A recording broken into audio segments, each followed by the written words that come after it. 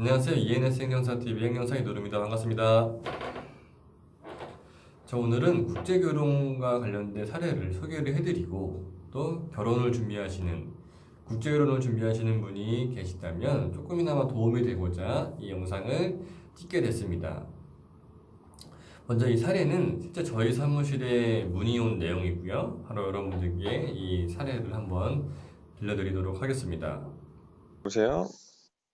여보세요. 네, 예, 수고 많습니다, 행정사님. 네, 뭐, 하나 좀 문의 좀 드리겠는가 몰라서 전화 드려봤습니다. 네, 그 집사람이 캄보디아에서 데려왔는데요. 네, 9년 전에 데려왔는데 5년 전에 국적 취득을 해줬거든요.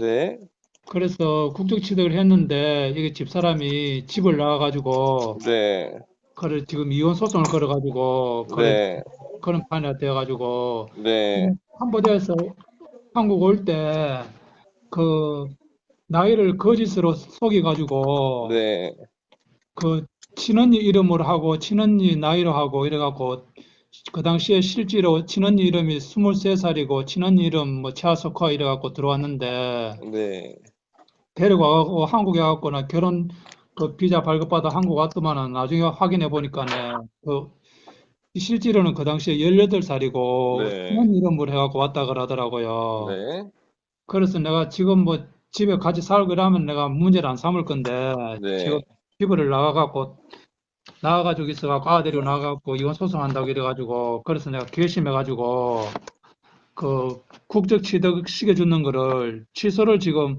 시키려고 하는데 네. 그런데 이것도 취소가 가능한지 한번 행정사님한테 한번 물어보려고요. 취소가 좀 어렵습니다, 사실상. 네, 취소가 어렵습니까? 네, 네, 과연 이 여자분이 이 남자한테 잘 보이기 위해서 아니면 이 남자가 없이는 정말 죽을 만큼 힘들어서 나이를 속였을까요?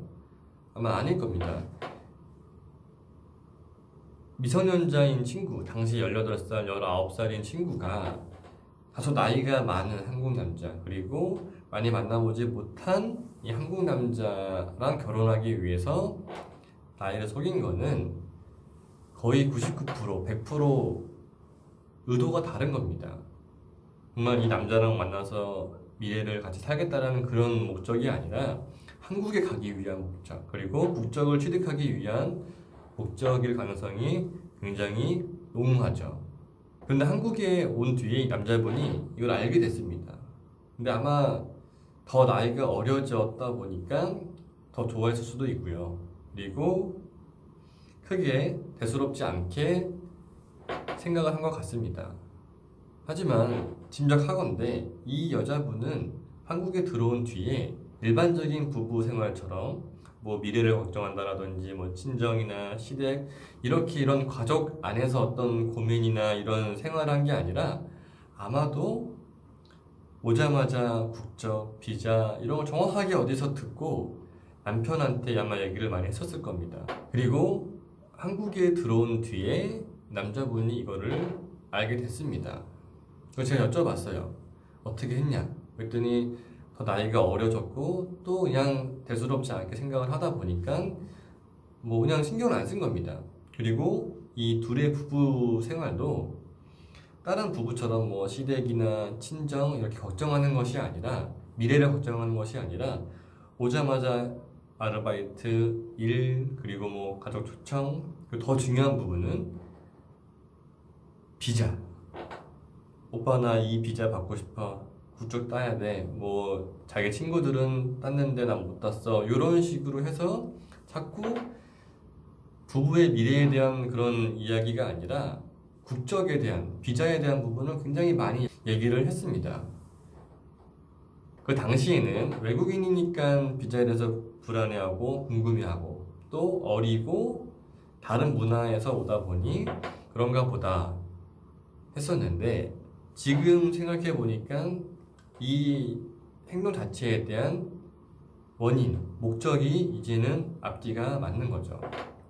그리고 국적을 따자마자 돌변해서 경찰에 신고하기 위해 어떤 명분을 만들고 경찰에 신고를 한 뒤에 그걸 가지고 다문화 지원센터에서 생활을 하고 또 그 근거를 가지고 소송을 제기, 이혼이 됐습니다.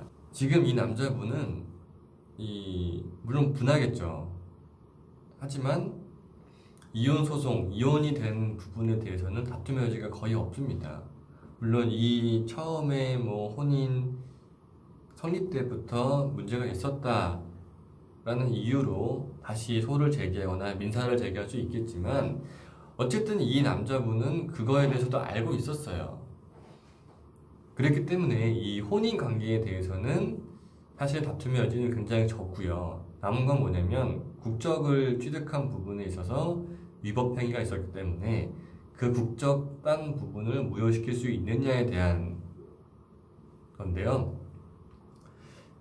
내용을 자세하게 보고 상담을 해보니 사실 그것도 쉽지는 않습니다.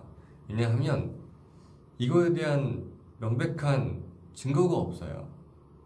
단순히 사진이라든지 뭐 본인 진술, 본인 기억만으로 이거를 고발을 하기에는 증거가 없습니다.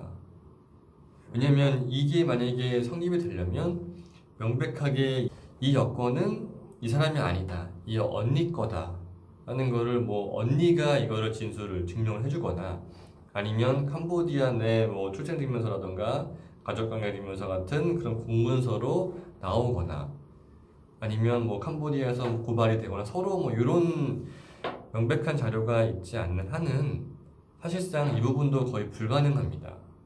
마지막으로 이 사례가 주는 교훈은 무엇이냐면 이분처럼 소름 끼칠 만큼의 이런 뭐 플랜이나 계획을 가진 분은 많지는 않을 거예요. 하지만 결혼을 할 당시부터 무언가가 숨기는 게 너무 많거나 감추는 게 많거나 그리고 이 결혼하는 어떤 목적이라던가 어떤 대화하는 과정에서 뭐 불안함 반, 기대감 반 이런 식의 대화가 오가는 것이 아니라 나 한국 가면 어떻게 비자 어떻게 한국 너무 가고 싶어 라는 식의 이야기가 많다라고 하면 충분히 좀 의심해 볼 필요가 있고요. 그리고 국내에 들어와서도 비자 마치 누군가한테 설명을 듣고 지도를 받는 듯한 느낌이 날 정도로 이런 거에 대해서 얘기를 한다라고 하면 그거는 충분히 짚고 넘어갈 필요가 있는 그런 경우라고 할 수 있습니다.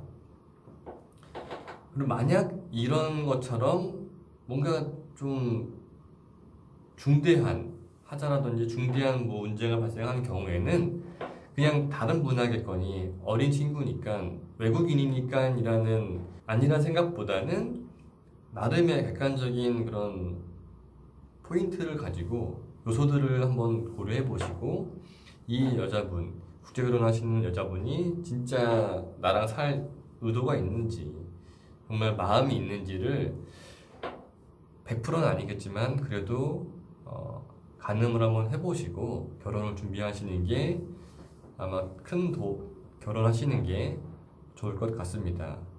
너무 끌려다니시면 안 돼요. 제가 정말 마지막 말씀드리면 그냥 젊은 친구 아가씨가 이쁘장한 친구가 막 좋다라고 하고 막 뭐 안기기도 하고 뽀뽀도 해주고 스킨십도 해주고 하니까 거기에 너무 홀려서 그냥 끌려다니시는 경우들이 꽤 있는데 그렇게 하시면 오히려 안 되고요. 용돈도 적당하게 주시고 그리고 너가 할 일, 내가 할 일, 그리고 우리는 부부로서 어떻게 해야 된다는 것도 충분히 공유를 해주시면서 결혼을 준비하시는 게 제가 보기에는 가장 이상적인 국제결혼 절차라고 할 수 있겠습니다. 감사합니다.